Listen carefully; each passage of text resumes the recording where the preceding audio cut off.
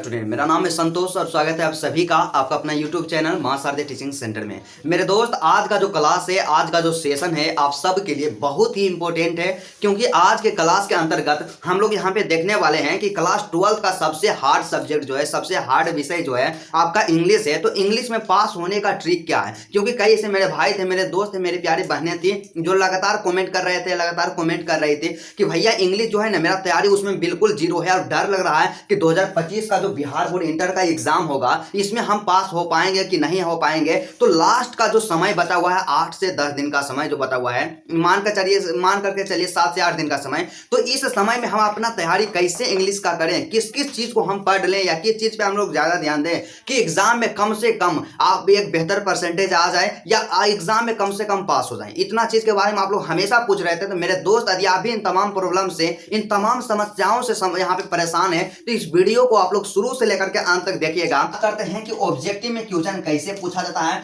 कहां से क्वेश्चन पूछा जाता है। तो आपको पता है कि आपका टोटल पूर्णांक यहाँ पे 100 है और इसमें 50% आपका ऑब्जेक्टिव रहेगा, मतलब 50 अंक का आपका ऑब्जेक्टिव रहेगा। क्या रहेगा? 50 अंक का ऑब्जेक्टिव रहेगा। और 50 अंक का ऑब्जेक्टिव है तो आपके पास ऑप्शन कितना रहेगा? 100 को ऑब्जेक्टिव रहेगा और इसमें से आपको केवल 50 का आंसर देना है। क्या करना है? 50 का आंसर देना है। इस चीज को, इस बात को आप लोग भले भांति जानते होंगे। आपको काम क्या करना होगा कि सबसे पहले देखिए, यहाँ पे 100 को टोटल क्वेश्चन रहेगा और इसमें से केवल 50 से आपको बनाना है। लेकिन ये ऑब्जेक्टिव में जो क्वेश्चन पूछा जाएगा ना, दो जगह से आपसे क्वेश्चन पूछेगा। सबसे पहला आपका रहेगा इंग्लिश ग्रामर और दूसरा जो रहेगा आपका इंग्लिश का जो बुक आपका जो चलता है, रेनबो जो होता है और स्टोरी ऑफ इंग्लिश होता है, वहीं से रहेगा। लेकिन मेन जो आपका बुक है रेनबो, वहीं से पूछा जाएगा। तो बात आता है भाई कि ग्रामर से कितना क्वेश्चन पूछा जाता है और आपका जो यहाँ पे बुक है तो बुक से कितना क्वेश्चन पूछा जाता है। तो टोटल क्वेश्चन की संख्या हमारे पास ऑब्जेक्टिव में रहेगा 100 को रहेगा और इसमें से आपका 60 को क्वेश्चन रहेगा ग्रामर से। क्या रहेगा? 60 को क्वेश्चन रहेगा ग्रामर से और 40 को क्वेश्चन रहेगा आपका बुक से रहेगा। क्या? 40 को क्वेश्चन रहेगा आपका किताब से रहेगा। तो यही यहाँ पे ऑब्जेक्टिव का पैटर्न होने वाला है 2025 के लिए। क्या? 2025 के लिए यही पैटर्न होने वाला है। इसी पैटर्न में एग्जाम में आपसे क्वेश्चन पूछा जाएगा। तो बात आता है भाई कि यहाँ पे ऑब्जेक्टिव को स्ट्रॉन्ग कैसे किया जाता है जाए, ऑब्जेक्टिव में बेहतर कैसे किया जाए, ग्रामर में क्या पढ़ना है, बुक में क्या पढ़ना है, इतना कम समय बचा हुआ है। तो मेरे भाई, मेरे दोस्त, सबसे पहले आपसे रिक्वेस्ट है, आज आप इंग्लिश में एक बेहतर परसेंटेज लाना चाहते हैं या आप पास भी होना चाहते हैं, तो सबसे ज्यादा आपको काम क्या करना चाहिए? ऑब्जेक्टिव को स्ट्रॉन्ग करना चाहिए, ऑब्जेक्टिव पे ज्यादा फोकस करना चाहिए। और ऑब्जेक्टिव पे तो फोकस करना ही चाहिए, लेकिन उसके साथ ही साथ ऑब्जेक्टिव में स्पेशली आपको क्या है कि ग्रामर का जो सेक्शन है ना, उस पे भी आपको ध्यान देना चाहिए। क्योंकि ग्रामर में क्या होता है कि जैसा कि हम लोग यहाँ पे देख रहे हैं कि 60 को क्वेश्चन ग्रामर से आपका पूछेगा और आपका बुक से रहेगा 40 को क्वेश्चन। तो ग्रामर में भी आपको ध्यान देना है। तो सबसे पहले ग्रामर का मोस्ट इंपोर्टेंट टॉपिक आपको जरूर पढ़ लेना है। सबसे पहला टॉपिक टाइम एंड टेंस, दूसरा वॉइस, तीसरा नरेशन और उसके बाद चौथा जो था प्रीपोजिशन होता है और उसके बाद पांचवा के बारे में बात कर लेते हैं। तो आर्टिकल, मतलब कि कहां पे हम लोग ए का प्रयोग करते हैं, कहां पे एन का प्रयोग करते हैं और कहां पे द का प्रयोग करते हैं। बिल्कुल इजी और आसान टॉपिक है, क्योंकि बचपन से हम इसको पढ़ते आते हैं। तो इसको थोड़ा सा आपको देख लेना है और प्रीवियस ईयर क्वेश्चन का प्रैक्टिस कर लेना है। बस इतना ही काम करना है इंग्लिश ग्रामर के लिए, इतना ही टॉपिक आपको पढ़ना है। और दूसरा यहाँ पे बात आता है कि भाई बुक के लिए क्या करना है, कि आपका जो यहाँ पे बुक होता है तो बुक का तैयारी कैसे करना है, क्योंकि 40 को ऑब्जेक्टिव पूछा जाता है और बुक वाला जो ऑब्जेक्टिव होता है बिल्कुल इजी होता है। उसमें हम लोग 40 में से 40 सही कर सकते हैं। तो इसके लिए आपको क्या करना चाहिए? आपके पास जो भी ऑब्जेक्टिव के लिए आप बुक परचेज किए होंगे, बुक को खरीदे होंगे, किताब को, तो आप लोग क्या कीजिएगा, सबसे पहले चैप्टर वाइज आप लोग ऑब्जेक्टिव को देख लीजिएगा, कम से कम उसको रीड कर लीजिएगा, उसको उसके आंसर के साथ आप लोग पढ़ लीजिएगा और ज्यादा ज्यादा रटने का प्रयास कीजिएगा। और जितना होता है ऑब्जेक्टिव का जो होता है आप कंप्लीट कर लीजिएगा, जिनका तैयारी नहीं रहेगा। और जिनका तैयारी ऑब्जेक्टिव का हो चुका है, जो वैसे स्टूडेंट होंगे कि कई सारा ऐसा चैप्टर होगा जो पूरा 100% कंप्लीट होगा, सिर्फ उसका आप लोग क्या कीजिएगा, रिवीजन कर लीजिएगा टोटल चैप्टर का, ऑब्जेक्टिव का सिर्फ पर्सनली। और आपको ध्यान देना है कि ऑब्जेक्टिव के लिए आपको विशेष मेहनत करना है, ऑब्जेक्टिव पे ज्यादा ध्यान देना है। और जितना ज्यादा ऑब्जेक्टिव आपका स्ट्रॉन्ग रहेगा उतना ही आपके लिए अच्छा रहेगा। तो ऑब्जेक्टिव के लिए आपको इतना ही काम करना है। इतना काम यदि आप कर लेते हैं तो आप जाइएगा एग्जाम में, 50 को ऑब्जेक्टिव पूछे, 100 को ऑब्जेक्टिव रहेगा, उसमें से आप लोग 50 को आसानी पूर्वक बना लीजिएगा। और लास्ट का जो समय है इसमें सबसे ज्यादा महत्वपूर्ण चीज यही होता है कि आप लोग रिवीजन पे ज्यादा ध्यान दीजिए। जितना आप रिवीजन कीजिएगा उतना ही आपके लिए यूजफुल रहेगा। जो आप पहले पढ़ चुके हैं उसको बार बार रिवाइज करते रहिए, ठीक है। तो बात करते हैं भाई कि ऑब्जेक्टिव का तो काम हो गया, ऑब्जेक्टिव में तो प्रॉब्लम नहीं होगा किसी भी तरह से। मान लिया जाए यहाँ पे 50 को ऑब्जेक्टिव यहाँ पे रहेगा, हमको बनाना रहेगा। तो 50 में कम से कम 45 से आपका 40 वो ऑब्जेक्टिव तो सही हो जाएगा, लेकिन प्रयास करना है कि 50 आउट ऑफ 50 ऑब्जेक्टिव में आपको स्कोर करना है। इस चीज को, इस बात को अपने दिमाग में बैठा लेना है, ठीक है। अब बात करते हैं जो मेन हमें समस्या होता है सब्जेक्टिव के ऊपर। क्या सब्जेक्टिव में जो मेन समस्या होता है भाई, तो सब्जेक्टिव में भी जानते हैं आपको, आपसे क्वेश्चन जो पूछा जाएगा 2 जगह से पूछा जाएगा, 2 स्थान से पूछा जाएगा। तो सबसे पहला जो आपका टॉपिक जो होता है सब्जेक्टिव में, इसी तरह से इंग्लिश ग्रामर होता है। क्या इंग्लिश ग्रामर में क्वेश्चन क्या क्या पूछा जाएगा उसके बारे में सबसे पहले डिस्कस करेंगे। और दूसरा जो आपका क्वेश्चन पूछा था भाई, आपका जो बुक होता है, आपका जो किताब होता है इंग्लिश वाला,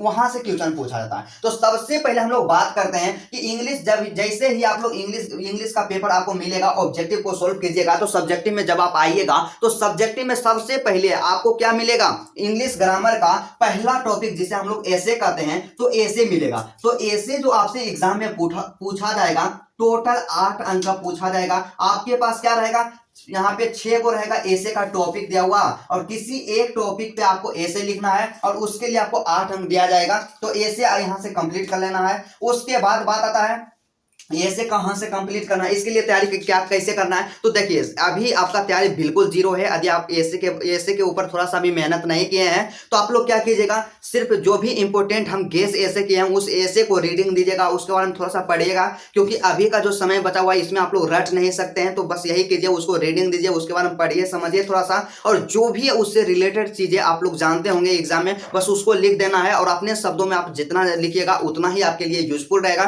क्योंकि लास्ट का जो समय है इसमें हम नहीं बोलेंगे आपको कि 5 को ऐसे याद कर लीजिए, 6 को ऐसे याद कर लीजिए, और ऐसा करना पॉसिबल भी नहीं है और संभव भी नहीं है। बस उसको क्या करना है, बस उसको रीडिंग देते जाना है। उसके बाद अगला जो यहाँ पे आपका आता है एप्लीकेशन और लेटर आता है। क्या एप्लीकेशन या लेटर, देखिए एप्लीकेशन और लेटर जो पूछेगा ना आपसे, ऐसे के बाद एप्लीकेशन और लेटर पूछेगा। तो एप्लीकेशन या लेटर जो पूछेगा आपसे, पूछेगा 5 अंक वाला। तो ऑप्शन में क्या रहेगा, आपका एक एप्लीकेशन रहेगा और एक लेटर रहेगा, अथवा में या तो आपको एप्लीकेशन लिखना है या तो आपको लेटर लिखना है। और एप्लीकेशन और लेटर के लिए आपको हम बताते हैं कि एप्लीकेशन और लेटर कैसे लिखा जाता है। आपको 3 टॉपिक पे एप्लीकेशन या लेटर तैयार करना है। सबसे पहले एप्लीकेशन जो तैयार करना है अपने प्रिंसिपल के पास तैयार करना है। लेटर में अपने माता जी के पास लिखने के लिए आना चाहिए, फादर के पास लिखने के लिए आना चाहिए, फ्रेंड के पास लिखने के लिए आना चाहिए। मतलब यहाँ पे 4 जो टॉपिक बताए हैं इस पे थोड़ा सा आप लोग वर्क कर लीजिएगा, काम कर लीजिएगा, और आपका यहाँ से एप्लीकेशन और लेटर का काम यहाँ पे खत्म हो जाएगा और आपको 4 यहाँ पे 5 अंक मिल जाएगा। और सबसे लास्ट में आपका इंग्लिश ग्रामर का जो सबसे लास्ट में जो क्वेश्चन पूछेगा ना आपसे, क्या पूछेगा, पैसेज पूछेगा। क्या पैसेज का मतलब क्या होता है, गद्यांश होता है। तो जिस तरह से हिंदी में रहता है गद्यांश, क्या होता है कि एक स्टोरी आपको दे देगा, उसी स्टोरी से रिलेटेड कुछ क्वेश्चंस नीचे में दिया हुआ रहेगा, उस क्वेश्चन का आंसर उस स्टोरी से यहाँ पे सेलेक्ट करके उसका देना रहता है आंसर, उस स्टोरी को पढ़ करके। तो जस्ट वही रहेगा कि पैसेज में वही है कि 4 अंक का आपका पैसेज पूछा जाएगा। बस क्या रहेगा, एक स्टोरी दिया हुआ रहेगा, उस स्टोरी को पढ़ना है और उसी से संबंधित जो भी प्रश्न रहेगा उसका आंसर देना है। और अपना शब्द में आप लोग जितना ज्यादा दीजिएगा उतना ही आपके लिए यूजफुल रहेगा और आपको 4 में से 4 अंक मिलेगा। बस इंग्लिश ग्रामर से इतना ही पूछा जाता है। लेकिन बात करते हैं भाई कि आपका जो बुक होता है, जो आपका किताब होता है, तो किताब में क्वेश्चन क्या क्या पूछा जाता है। तो सबसे पहला और सबसे ज्यादा मोस्ट इंपोर्टेंट यहाँ पे क्वेश्चन जो पूछता है आपका एक्सप्लेनेशन पूछता है। क्या पूछता है, एक्सप्लेनेशन। तो एक्सप्लेनेशन क्या है भाई, तो देखिए हिंदी में जिस तरह से रहता है कि सप्रसंग व्याख्या करें। किसी कहानी का 2 लाइन दे दिया या 1 लाइन दे दिया, किसी कविता का कुछ लाइन दे दिया और बोलेगा इसका सप्रसंग व्याख्या करें। तो सप्रसंग व्याख्या करें। उसी तरह से इंग्लिश में क्या रहेगा, किसी स्टोरी का लाइन दिया हुआ रहेगा, किसी पोएम का लाइन दिया हुआ रहेगा और बोलेगा उसका एक्सप्लेनेशन करने के लिए। तो एक्सप्लेनेशन जो आपसे पूछा जाएगा, एक्सप्लेनेशन 2 को पूछा जाएगा। क्या 2 को पूछा जाएगा और एक एक्सप्लेनेशन जो रहेगा 4 अंक का रहेगा। तो 4 गुना 2 कीजिएगा तो टोटल 8 अंक का आपका एक्सप्लेनेशन पूछा जाएगा। और एक एक्सप्लेनेशन रहेगा आपका प्रोज सेक्शन से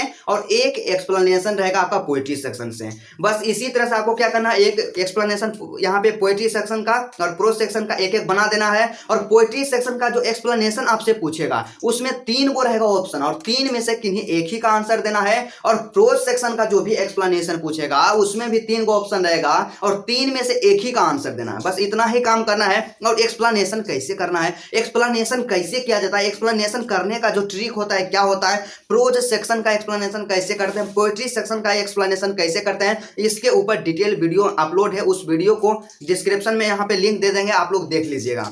ठीक है। तो यहाँ पे एक्सप्लेनेशन का जो 8 अंक का होता है, तो आपका 8 अंक का काम यहाँ से 100% कंप्लीट हो जाएगा। उसके बाद आपका जो इंग्लिश का बुक होता है, तो इसमें देखिए 2 मार्क्स वाला क्वेश्चन जो पूछता है, क्या 2 अंक वाला क्वेश्चन। तो भाई 2 अंक वाला जो क्वेश्चन पूछता है ना, आपसे 5 क्वेश्चन का बोलेगा आंसर देने के लिए। क्या 5 क्वेश्चन का आपको आंसर देना रहता है, और आपके पास ऑप्शन रहेगा इसका डबल। तो 5 का दोगुना कितना हो गया, 10 गो ऑप्शन रहेगा, और 10 में से आपको केवल 5 ही का आंसर देना रहेगा। तो 5 क्वेश्चन का आंसर देना रहेगा। तो इसके लिए क्या काम करना है भाई, तो इसके लिए काम आपको क्या करना होगा, इसके लिए कोई अलग से आपको तैयारी नहीं करना होगा, लेकिन ज्यादा आप चाहते हैं कि इसको बेहतर हमें करना है, तो सबसे पहला काम क्या कीजिएगा, टारगेट का जो मॉडल पेपर है, टारगेट का मॉडल पेपर में जो भी 2 अंक वाला क्वेश्चन दिया गया, उस क्वेश्चन को आप लोग रट लीजिए। या आपका तैयारी पहले से ऑलरेडी हो चुका है, तो बस उसका सिर्फ आप रिविजन करते रहिएगा। और जो आप स्टोरी पढ़े होंगे ना, तो उससे रिलेटेड जो भी चीजें आप लोग जानते होंगे, उसको वहां पे एग्जाम में लिख देना, और अपने मन से आप जो अभी लिखिएगा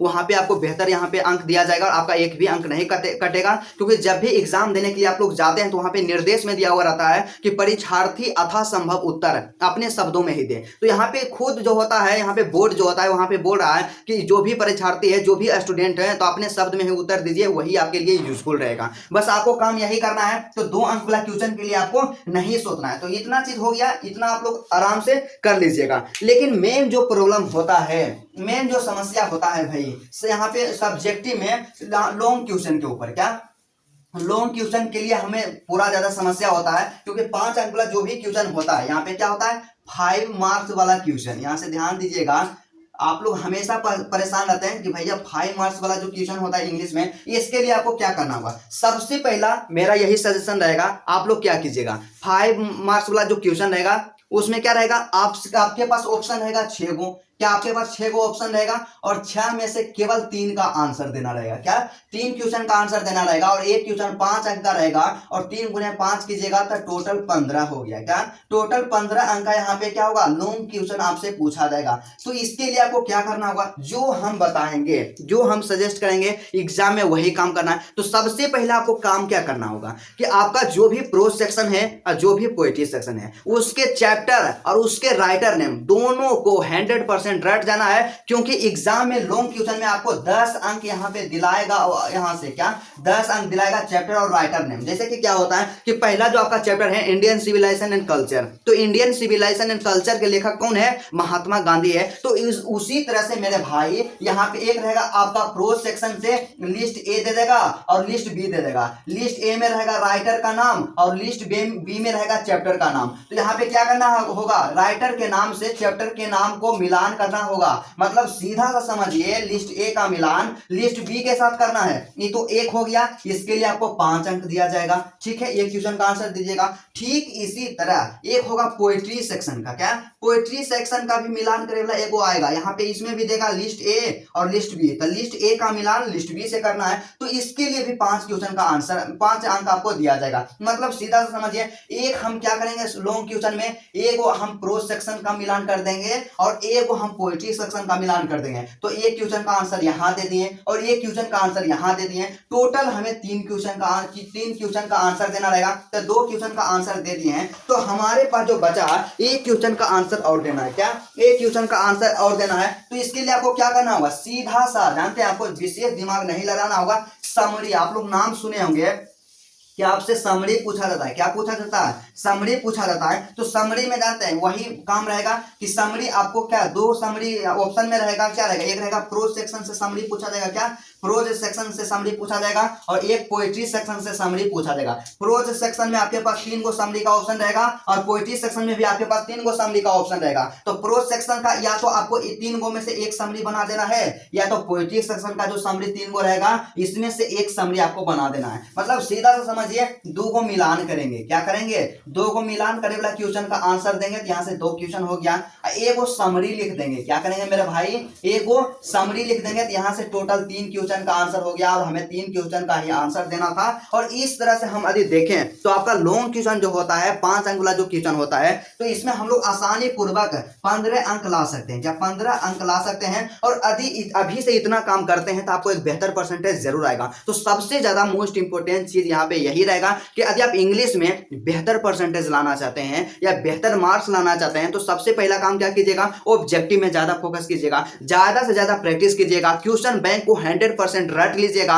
जो भी चैप्टर होता है, चाहे वह प्रोज सेक्शन का हो या पोएट्री सेक्शन का हो, उसके राइटर उसके चैप्टर नेम को 100% रट जाना है। क्योंकि क्या होता है कि लॉन्ग क्वेश्चन में आपसे 10 अंक यहां से फिक्स हो जाएगा चैप्टर और राइटर नेम से, और ऑब्जेक्टिव में भी कम से कम 5 से 6 क्वेश्चन तो ऑब्जेक्टिव में जरूर पूछा जाएगा। तो चैप्टर और राइटर नेम को आपको इग्नोर नहीं करना है, उसको 100% रट जाना है। उसके बाद क्या काम करना है, जो आपका एसे होता है तो एसे के ऊपर काम कर लेना है, एप्लीकेशन है लेटर के ऊपर आपको काम कर लेना है। और इस तरह से इतना चीज आप कर लेते हैं, एग्जाम में आपको इंग्लिश में बेहतर परसेंटेज लाने से कोई नहीं रोक सकता है। और लास्ट में सबसे ज्यादा जरूरी और सबसे ज्यादा इंपॉर्टेंट रहेगा कि आप लोग अभी से रेगुलर रिवीजन कीजिए। जितना ज्यादा रिवीजन कीजिएगा उतना ही आपके लिए अच्छा होगा। और एक काम आप लोग आप क्या कीजिएगा, 3 घंटा का समय फिक्स कीजिएगा, क्या सीधा सा 3 घंटा का समय फिक्स कीजिएगा। और 3 घंटा में एक सेट लीजिएगा, क्या कि इंग्लिश का एक सेट ले लीजिएगा, या तो आप क्वेश्चन बैंक का सेट ले सकते हैं या तो आप मॉडल पेपर का सेट ले सकते हैं। और 3 घंटा में पेपर को सोल्व करने का प्रयास जरूर कीजिएगा और कम से कम 2 से 3 सेट का प्रैक्टिस जरूर कर लीजिएगा। इससे एग्जाम के लिए आप पूरी तरह से यहाँ पे क्या स्ट्रॉन्ग हो जाएंगे। आपको पता चल जाएगा कि 3 घंटा में हम पेपर को सोल्व कर पाते हैं कि नहीं सोल्व कर पाते हैं। और यदि आप सोल्व नहीं कर पाइएगा तो अपने हैंडराइटिंग का जो स्पीड होता है उसको इंक्रीज कीजिए, उसको बढ़ाइए। और इंक्रीज जब कीजिएगा तो एग्जाम में आपसे एक भी क्वेश्चन नहीं छूटेगा और सही समय के साथ आप लोग पूरा क्वेश्चन को अटेम्प्ट कर दीजिएगा। तो चलिए आज का क्लास यहीं तक रहता है। मुझे उम्मीद है, मुझे विश्वास है आप लोग पूरी तरह से 100% आप लोग समझ गए होंगे कि इंग्लिश का तैयारी कैसे करना है, इंग्लिश में बेहतर परसेंटेज कैसे लाना है। तो चलिए आज का क्लास यहीं तक रहता है, फिर आपसे मिलते हैं नेक्स्ट वीडियो में और नेक्स्ट टॉपिक के साथ।